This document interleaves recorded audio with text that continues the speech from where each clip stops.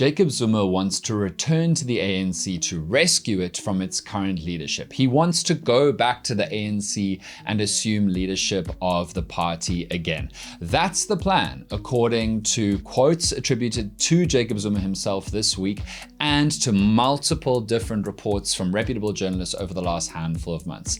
That's the reason, according to all these reports, why he's been fighting so hard against his expulsion from the African National Congress. So let's talk about what's been going on, how he's trying to fight his expulsion, why he was expelled, and what is his grand plan to return to the African National Congress, resume and take the leadership back from the ANC, and maybe even to try and become president of South Africa again. This is the issue with Jacob Zuma's plan to return to the African National Congress. South Africa is a movie. Welcome to the Watch Party. You're on the issue with Dan Corder. And if you're brand new here, you should know that we do a weekday morning podcast of South African news, the news worth knowing, every single weekday morning, Monday to Friday, on any and all of your favorite podcast streamers. Just look up Dan Corder in the morning on any of them and you will find us there. And of course, we've also got our TV show, The Dan Corder Show, on Monday night, 9 p.m. on ENCA. Right, quick refresher in case you've been living under a rock the size of Brakpan for the last, I'm going to say, 20 years. Jacob Zuma was the president of the ANC and of South Africa for a number of years until he was deposed by a rival faction within the African National Congress led by now President Cyril Ramaphosa. Zuma's reign as president ended some way a few years into his second term. There's a 2-term limit of how long you can be president in South Africa, 2 terms. He never completed his second one. And then the Ramaphosa faction managed to outmaneuver the Zuma faction, also known as the Radical Economic Transformation faction, RET, in the ANC. Ramaphosa's people gained power, and over the last handful of years, they've worked slowly to push out more and more of Zuma's people within the African National Congress, including the likes of Ace Magashule. Sometimes these people have left because they've just no longer wanted to be there. Quite often, though, they've got into quite a lot of legal trouble. It seems that a lot of Zuma's people are involved in a lot of court cases, including a lot of evidence against them of serious wrongdoing. Just look up state capture. I don't have time to tell you all about state capture. Where we are recently, though, is that Jacob Zuma, at the back end of 2023 now, crazy, it's like more than a year ago now, actually on the day of reconciliation, 16th of December, ironically, he announced that he was going to campaign for and throw his lot in with a recently formed party called the uMkhonto WeSizwe Party, the MK Party. He did this, he stabbed the ANC in the back basically on the 16th of December, day of reconciliation. He said that the ANC was led by sellouts, apartheid collaborators, those in bed with white minority capital, and he said that he was campaigning with MK to save the ANC from itself. And he argued that all of this was totally chill. This was totally fine from the ANC's perspective for him to be dragging the ANC and actively working to support another party to defeat, undermine, and take support from the ANC. The ANC obviously took that very differently. They said, well, there are so many rules within the ANC which you as a member are contravening by doing this, and they instituted disciplinary proceedings that ultimately led to Zuma being expelled from the African National Congress.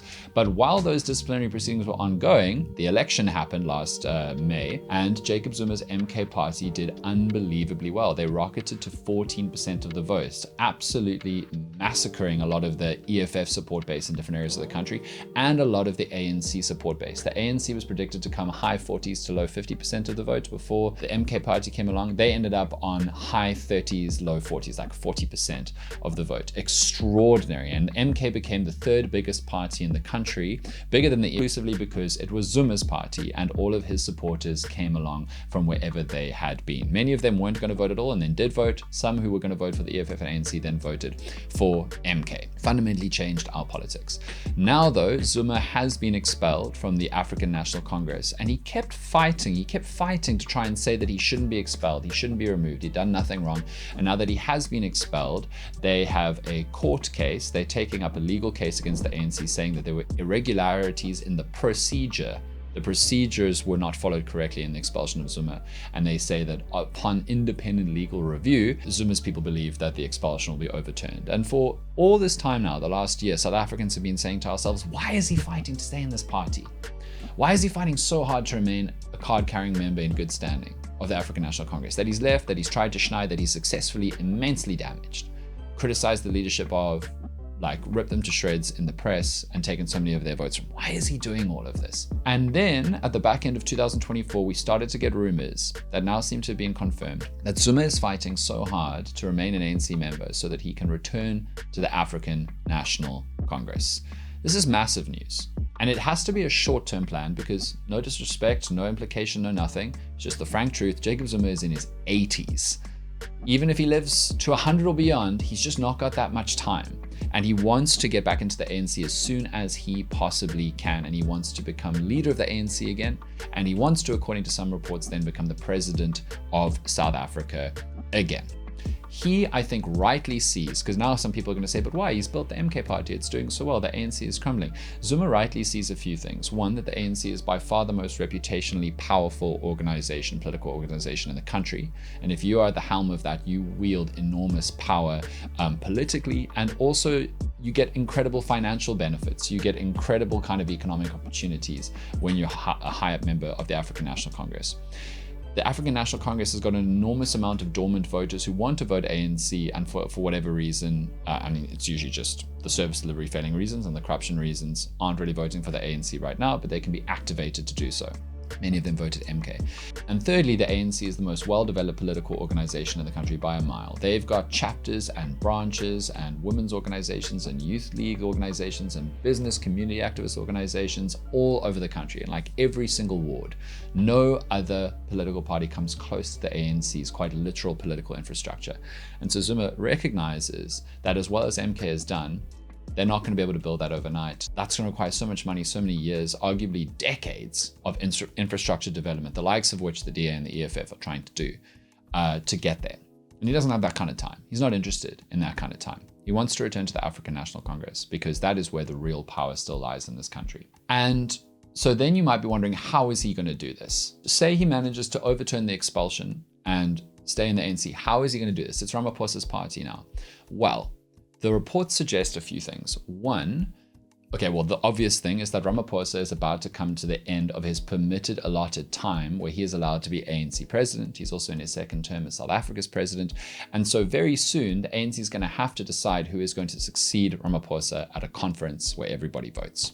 The succession kind of thing that happened when Zuma took over from Thabo Mbeki and then Ramaphosa took over from Zuma many years later at one of those ANC conferences. And because Ramaphosa won't be able to run again, there is an active potential fight there where he doesn't have a successor right now. There is no obvious person that he is grooming or lining up. There is no obvious person within the ANC who's got the popularity, the support behind them, or even the support within the ANC from the branches, from the members of the ANC, to obviously be the succession plan who would win a leadership race to succeed Ramaphosa.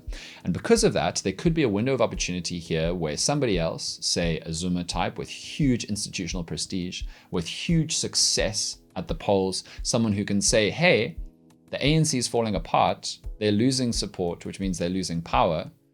I took all those votes, I can bring them straight back. I can come in and immediately revitalize and turn around this organization. Someone with enormous popularity and face recognition as a public figure in South Africa could come back in and say, I'm the solution to turning this organization around. Because ultimately, all of you in the ANC, you don't want the ANC to crumble because you still want to have jobs. You still want to work in a political party which can be fruitful for you as a career.